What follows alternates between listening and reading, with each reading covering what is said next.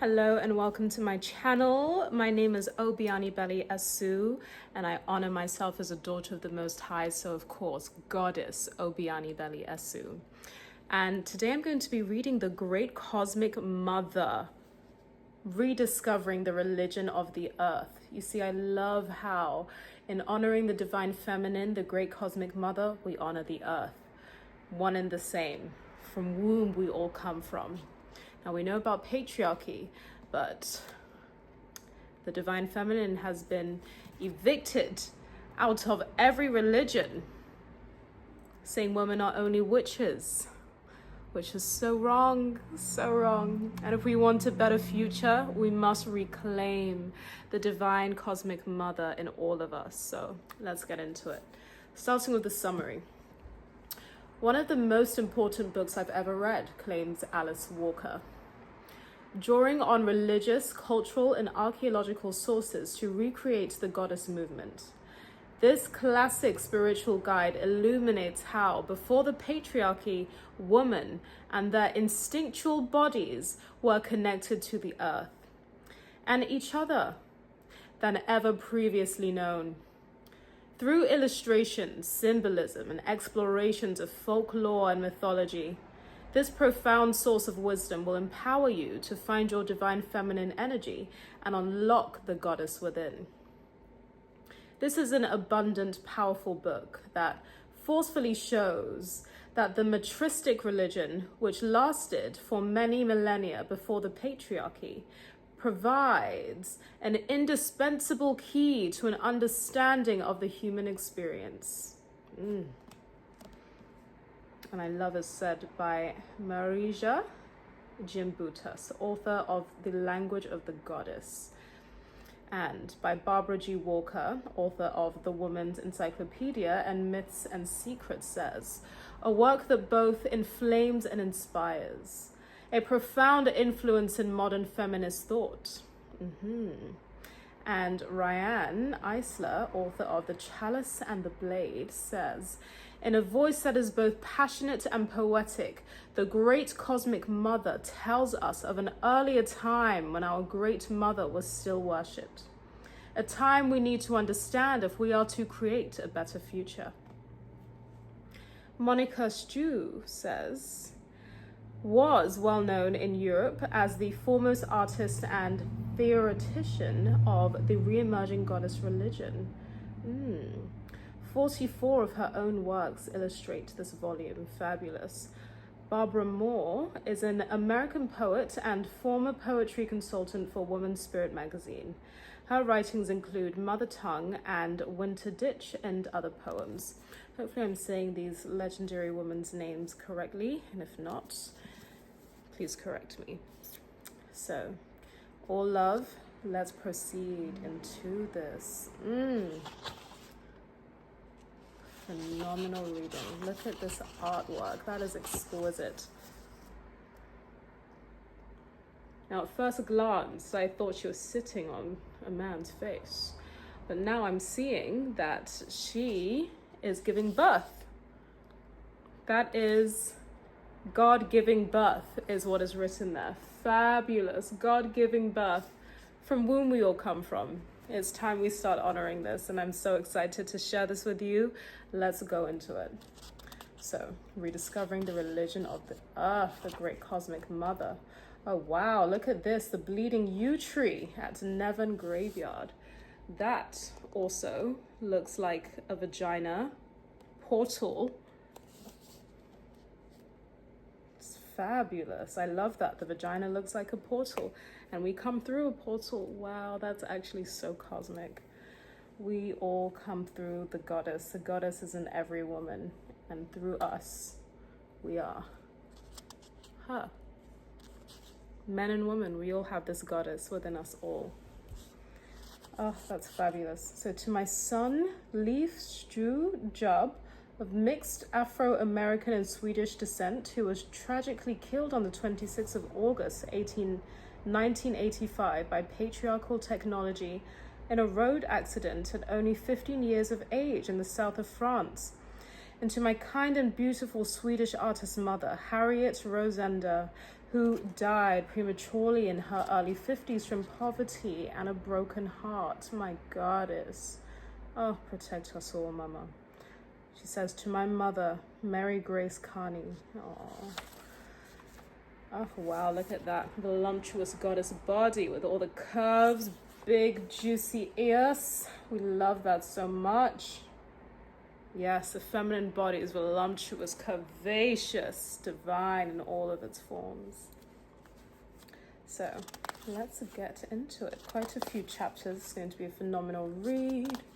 Preface, Wheel Life. This book is a wheel, she began. It begins and ends with the word beginning. Like a year, it has 4 parts, 52 chapters, 4 seasons, 52 weeks, 13 lunations. Though not symmetric, a she wheel, it unrolls her story. I just want to say, look at how the patriarchy has lied so much, saying we only have 12 months in the year. We actually have 13, as we have 13 lunations. To understand this is to bring us into more reclamation with our cycles, our bodies, in congruency with the astrological times, the moon, the planets, our emotions, our evolution. Let's get into it. A she-wheel. It unrolls her story.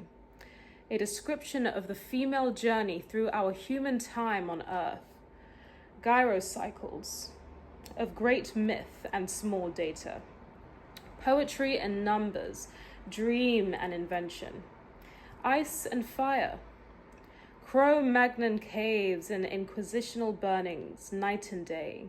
Her silent presence and his noisy history. And this new edition appears now in 1999. 9, the magic number of muses, crones, and that first menstrual, mathematically observed wheel. The moon. One which we are and must become. Wheels within wheels within wheels. Cellular, personal, local, global, cosmic, and begin again. This is not planned, it just happens. As the world turns as witches spin, as what disappears in the telescope reappears in the microscope and vice versa, it seems to be organic. I ride a bicycle, a 3-speed Schwinn green with food gathering baskets, solidly built but in need of total overhaul. For 15 years, it has been my sole transportation besides feet and my Irish mood. A wheel is a vehicle, a mood, a mode of direction. My bike wheels are not precisely round, warped rims, threadbare tires, badly braked, punctured seasonally by goat heads and broken glass. Asymmetric, bumpy, my ride through life wobbles. Ooh, tell me about it, girl. But it moves, it works, it renews itself. Strange Ouroboros wheel. That's a serpent eating its tail. Stubbornly to get the job done. The revolving bumps underline the rhythmic weirdness of the weather I must roll through. Planetary and personal. The Earth too has its wobble. As in winter, in the huge wobble of the Ice Age, humanity evolved itself. So most of this book's work was done in unlikely winter.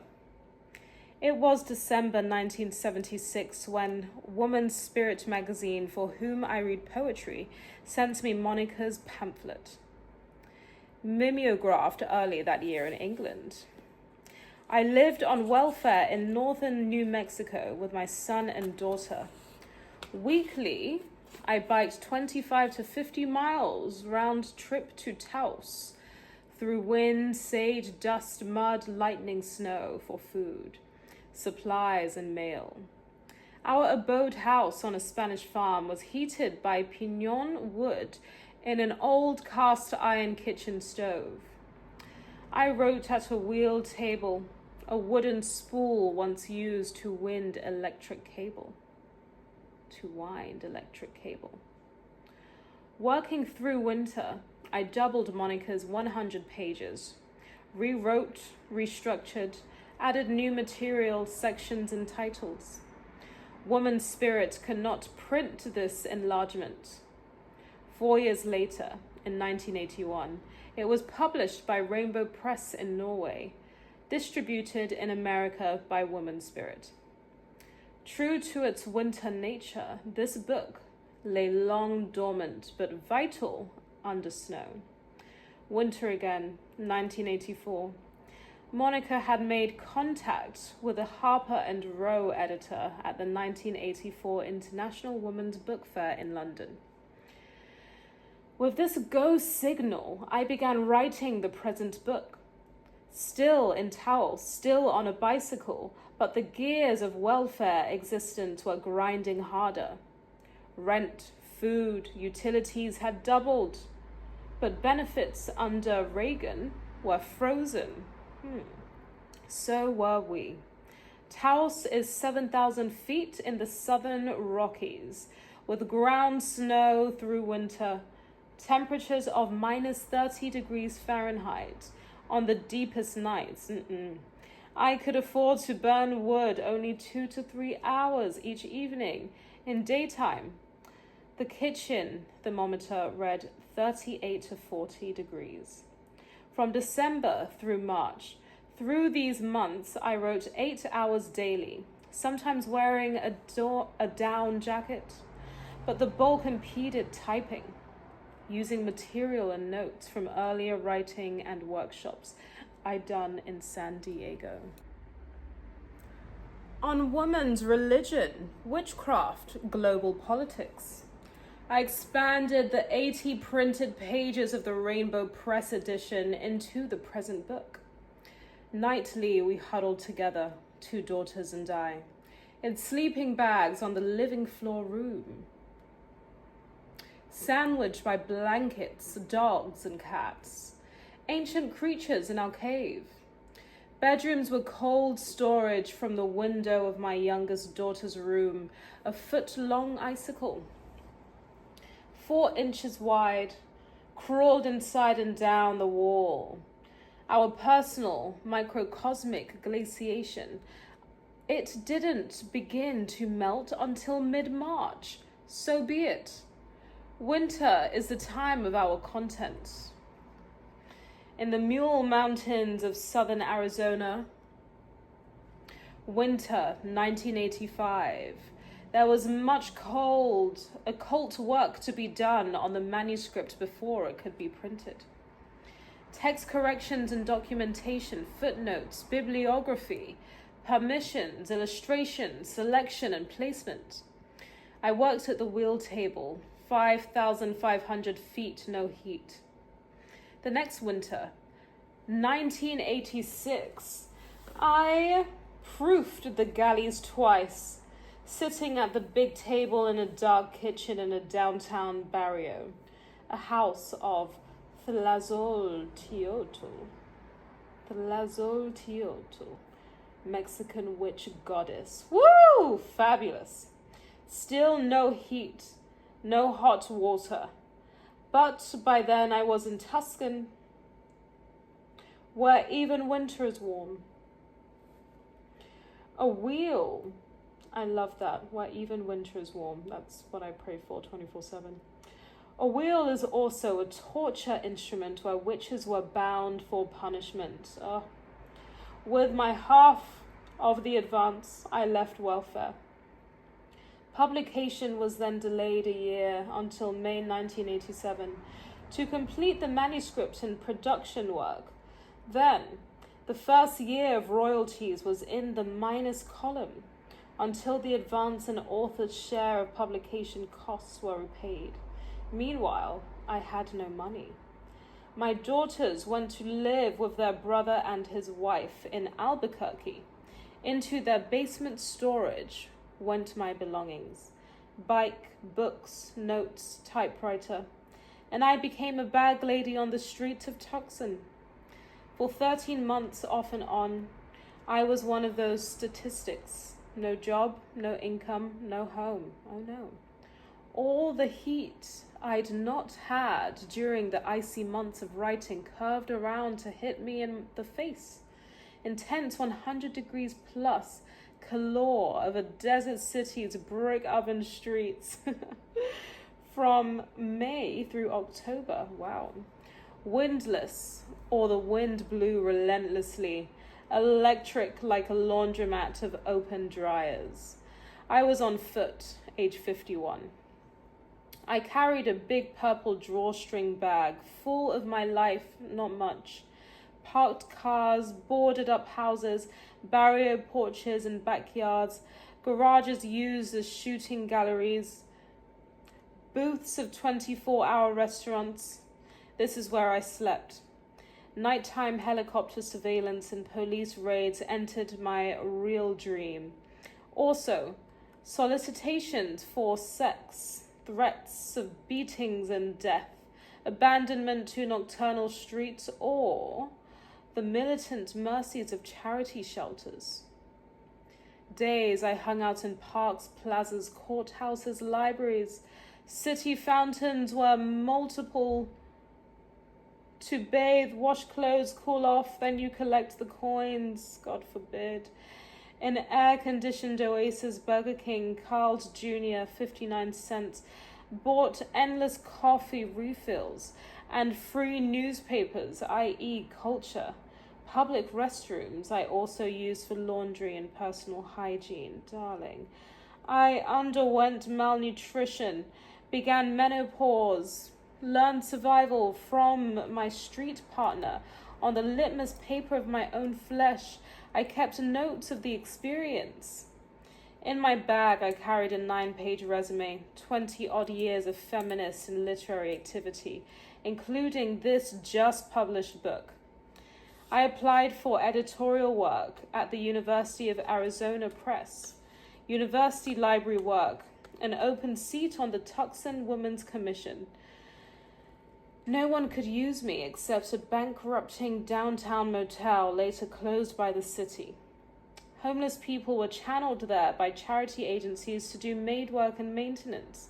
We labored 10 hours daily, 6 days a week, struggled up and down in one defective elevator, 4 floors, lugging one semi-functioning vacuum cleaner, running out of everything else.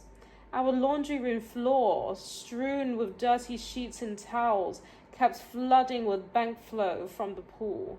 The young manager, son of the owner, quietly partied in a 4th-floor suite. Cleaning it, I observed he was reading Donald Trump's The Art of the Deal. When my first paycheck bounced, I quit. For my fall into the street, I had no explanatory bad habits, except poetry, to win sympathy from social agencies. I didn't drink, smoke, use dope, seem officially crazy or criminal. Simply, I wrote a good book, left welfare, and hit the skids, i.e. this wheel is surreal. And it continues turning. My personal events are tiny wobbles amidst huge cyclings. Global wheels revolve, vast similar changes. Modes of world control shift. Back and forth from terror to seduction, icy political wars fall. Hot markets erupt. War gods retract oiled missiles. Money gods open shopping malls. Overnight, they reverse peace as bulldozed for a new battle zone. Universal freedom to buy, they say, means individual freedom to be. Then the money disappears, chaos, tyranny, extinct. All rights, needs, dreams beyond a price tag or a gun. Inside these manufactured wheels, final gears grind. Earth depletion, pollution, trash. Our planet of biologic forms, venally redefined as functions of a thing-producing machinery. Forests, elephants, ozone disappearing. Healthy soil, air, water, all depleting. Human place and integrity are endangered species. They won't appear again on this wheel. For women, counterspin. Markets are freed. Businesses deregulated. But state and technological control over reproduction increases. Female bodies are used lavishly to sell goods. We still don't own our own wombs.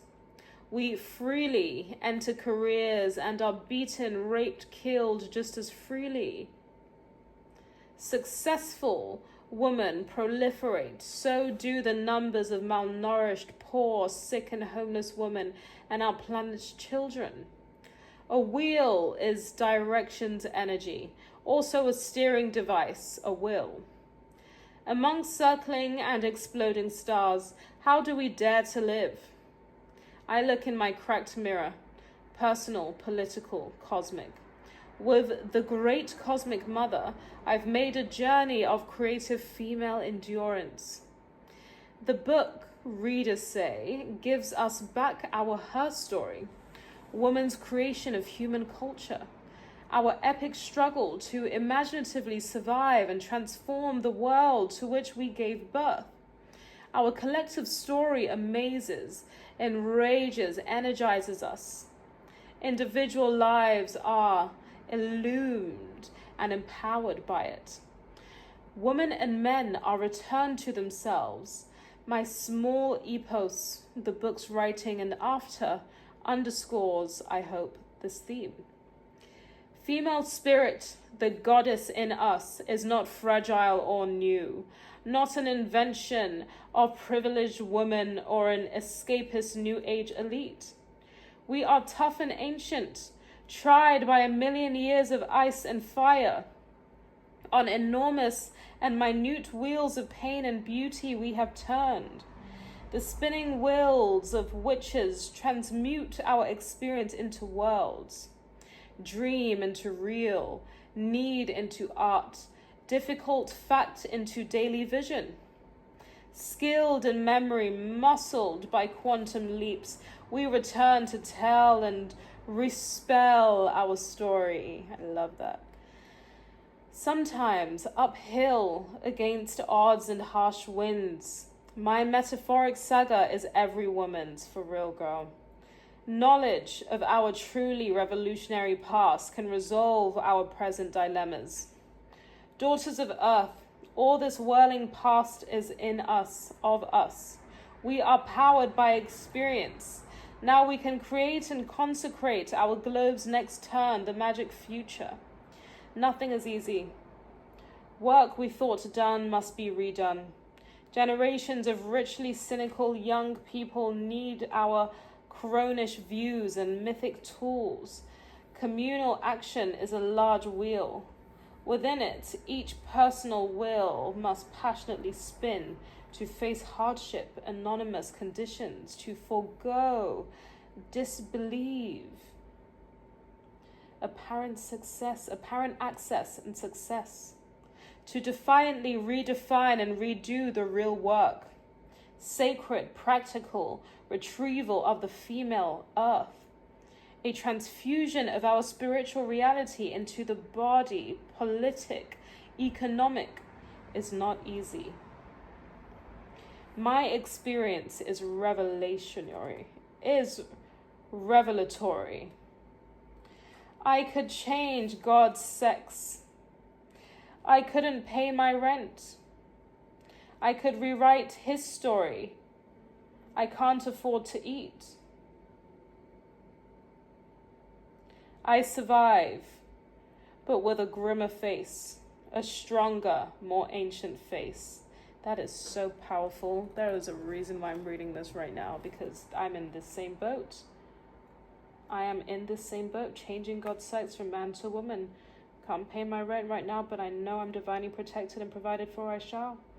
I could rewrite his story, her story. I can afford to eat, thank you, love of this life.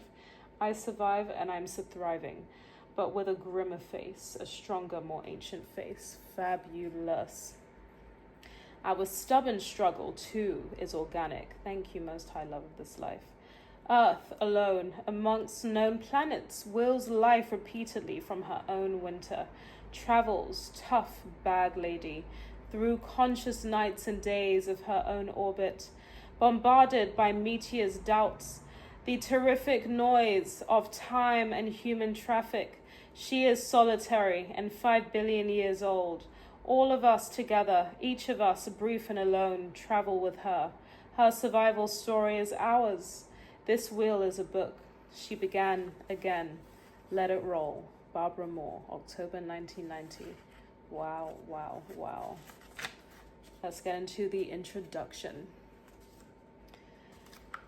The Great Mother in her many aspects, maiden, raging warrior, benevolent mother, death-dealing and all-wise crone, unknowable and ultimate weird, W-Y-R-D, wired, weird, is now powerfully re-emerging and rising again in human consciousness as we approach the 21st century. Isis, Maulisa, Demeter, Gaia, Shakti, Dakinis, Shakina, Astarte, Ishtar, Rhea, Freya, Nathas, Bridget, Danu. Call her what you may. She has been with us from the beginning and awaits us now. She is the beauty of the green earth, the life-giving waters, the consuming fires, the radiant moon, and the fiery sun, Ashe. She is star goddess and spider woman. She weaves the luminous web that creates the universe. As Earth, the great planetary spirit being, she germinates life within her dark womb. Oh. After thousands of years of life-denying and anti-evolutionary patriarchal cultures that have raped, ravaged, and polluted the Earth, she returns. The Earth's immune system is breaking down, and so is ours. Her soil, atmosphere, plant life, trees, and animal world are exhausted beyond endurance. All beings are suffering and can take no more. Based in matricide, the death of all nature, and the utter exploitation of woman, Western culture has now run itself into the ground. Hallelujah. And there is no other way but to return to the mother who gives us life, Ashe. If we are to survive, we have to attune yet again to the spirits of nature, Ashe, and we must learn to hear the voices of the ancestors who speak to us from their otherworld realms. There is a growing feminization of poverty worldwide, especially in the third world, more truly of the first world, where women's livelihoods and lands are being taken from them, much thanks to Western US imperialism and so-called development schemes that exclude women. In the Western world, the assault on women's last remnants of autonomous powers, the destruction of our ancient knowledge of healing and of magical technology that enhanced our psychic powers as well as the fertility of the land, came about with the witch hunts that lasted more than 300 years.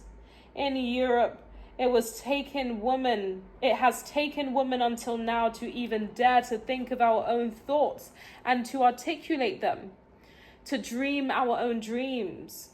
We are the wise woman returning at this dangerous hour because women worldwide are and always were the guardians of the living earth. Hallelujah.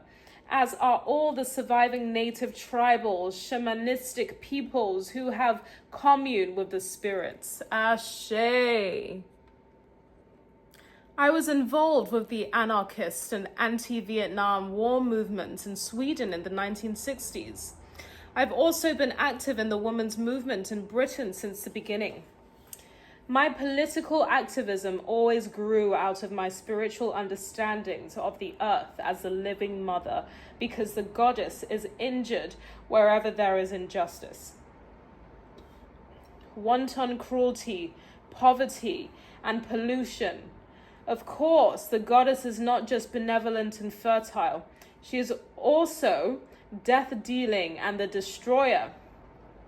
But these are natural forces, neither good nor bad in the impersonal universal dance. But what I am speaking of here is a destruction brought about by the selfish and despotic patriarchs, male brotherhoods who hate organic life in itself and desire to become disembodied, thereby returning to an abstract and impossible father who desires sterile death with no rebirth for us all. I do not believe that it is biologically given in men to be violent and destructive. There would never have been peaceful maternal cultures such as we explore in this book if this were so. I am primarily an artist, a creator of visionary images, who also felt an urgent need to communicate through writing.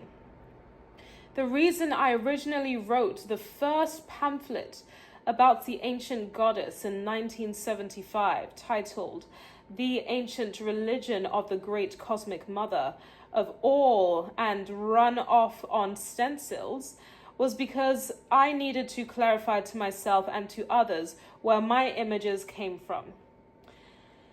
By then, I had created many goddess paintings. My early images had a strange, archaic quality about them, as if they came from another time and space.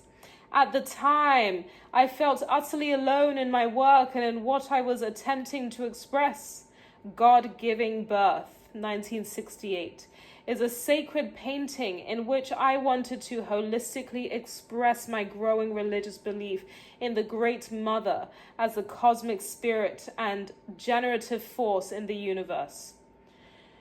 To my utter amazement, it nearly brought me to court over the years for obscenity and blasphemy. The inspiration for the painting was the natural home birth of my second son in 1961, now 29 years ago, which felt to me like a first initiation to the Great Mother and opened me to her in visions and dreams. Ashe, I'm 29 now. I always experience my art as what can only be described as a shamanic process, entering into a state of being or mind where knowledge is available from past, present, and future. This way of knowing belongs to the lunar mother, who is both dark and light, Sashay, she of the dark nights and inner radiant light, like that of the moon, who gives us dreams and illuminations. No surprise, perhaps, that many of my images appear to be moonlit, and that I have been sorely tested by the dark, light mother, who has taken back to herself two of my beloved sons. Bless you, Mama, protect us. My youngest son, part Afro-American and Swedish, was run down and killed in front of my eyes in the Basque country of the south of France. My oldest son died from lymphoma cancer, God forbid, in July of 1987, and my new journey began through grief and numbing pain, truly a darkness of my soul, during which I didn't want to live and at times hated everything alive. I have come through this, still loving this beautiful earth. Thank you, our mother. I have now returned to painting and writing, exhibiting and traveling. It gave me hope to watch the courage and the loving energy my oldest son radiated before his death in spite of his pain and illness. My sons communicate with me in dreams. God, I wish they knew about parasite cleansing. This is what the Western world doesn't teach, and it's foul. I have exhibited with other goddess artists in Britain, Germany, and Scandinavia. Most recently, I took part in 2 exhibitions, The Goddess Re-Emerging in Glastonbury. Love that. September 1989. I grew up in Glastonbury. Went to Millfield. and with Chris Castle in Stones and the Goddess in Berkeley, May 1990. Everywhere I have traveled, I have also given slideshow talks about my art and life, ancient cultures, the goddess, and her sacred sites. I live in Bristol, a city in the southwest of England, not far from Glastonbury and Avebury. Ancient sacred places in the Neolithic mother. That's so awesome to know. Glastonbury Tor. Yes, I've been to Glastonbury Tor. Thank you, mother. Or the Isle of Avalon. Okay, Avalon is a 3-dimensional labyrinth with an indwelling goddess. Thank you so much, goddess. Thinking my last apartment was called Avalon. With blood well chalice. Well is well in its skirts. It's in an otherworld place of death and magical rebirth. Silbury Mound, the present womb of the earth, along with the Avebury Stone Circle and West Kennet Long Barrow, abode of the Dark Mother, is the most sacred and magically powerful goddess site in the Northern Hemisphere. It was here that I had a transformative experience in an altered state in 1978 that utterly changed my life and work. It was on Silbury that for the first time I truly knew that the earth is her living body. I also felt her grief and pain, her great love and rage. It was this experience that tore me apart. It also gave me joy, and I had to leave the city. I went to live in Pembrokeshire, in the ancient Welsh countryside, where there are so many remains of the Neolithic and Celtic past. So many holy wells, standing stones, and sacred trees. Here I learned to grow a garden, to live with the seasons, to follow the moon in her changes. I have journeyed like a pilgrim in the British Isles, in Ireland and in the Scottish Highlands, and islands to many of these so numerous sacred sites. I have followed the trails of the Celts back to their sacred places in Germany and have visited Karnak in Bretagne. I have had powerful experiences at Newgrange in the Boyne Valley of Ireland and at Callanish Stone Circle on Lewis in the Outer Hebrides. The stone circles, wells, and mounds are trance-inducing places. Window areas into other realities, where the voices of the ancestors, the blessed dead, the shining ones, or the fairies speak to us in visions, dreams giving healing and prophecy from the magical otherworld realms of the Mother. The great cosmic Mother is a central part of this re-emergence of the Mother and of another and far more ancient consciousness, intelligence. We are pioneers in this great movement. Woo! Along with many other writers, artists, poets, and thinkers that will have to succeed or we will die. Oh, divine, protect us and liberate us all. Ashe. I want to make it clear that Barbara Moore is the book's main author. The reason for this is that when the time came to rework and extend our original work, my youngest son had just been killed, and I had moved back to Bristol to live with my other son, who was suffering from cancer. Bless you. I was unable to work on the book. At that point, I even feared it. Barbara Moore, poet, scholar, and word magician, had to spend months writing, researching, and vastly extending this book from our early and more collaborative The Ancient Religion of the Great Cosmic Mother of All, published in 1981 by Rainbow Press in Norway. That version, in its turn, was worked out by both of us over several years from the original pamphlet that had been written and conceived by me in 1975.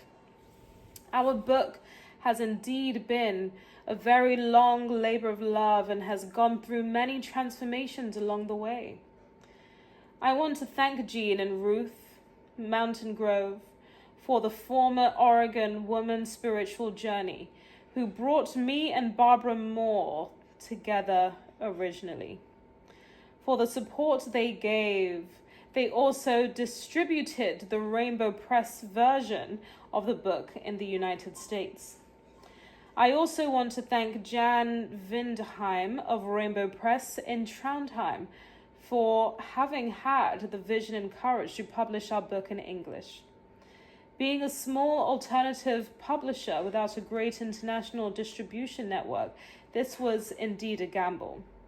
I also want to thank Gisela Ottmer and Rosemary Merkel from Braunschweig in Germany, who were inspired by the woman magic, celebrating the goddess within us. Collective exhibition that I was traveling within Europe during the early 1980s and took it upon themselves to translate and publish our book in German. Return of the Goddess in Germany, Wiederkehr der Göttin, was published in 1985 by the New Labyrinth Press. Blessed be Monica Stew, or Shu. Let me know how to say that correctly. This is so wonderful. I'll take a pause on this before we get into women's early culture beginnings. Love the artwork. Wow. Looks like a mouth cave, and it says women's mysteries because there's a lot going on there, but as above so as below is what I'm seeing. The roots, and the woman is rooted like a tree with her roots going into the earth, where there is a cave down there and a dog, the warrior that looks like Anubis, and fabulous doves in at the top, sun and moon in the top, branches coming through her and her arms spread. Fabulous. Women's early culture beginnings. Okay, that will be on the next video. Thank you for tuning in. Ensure that you subscribe, you follow for more.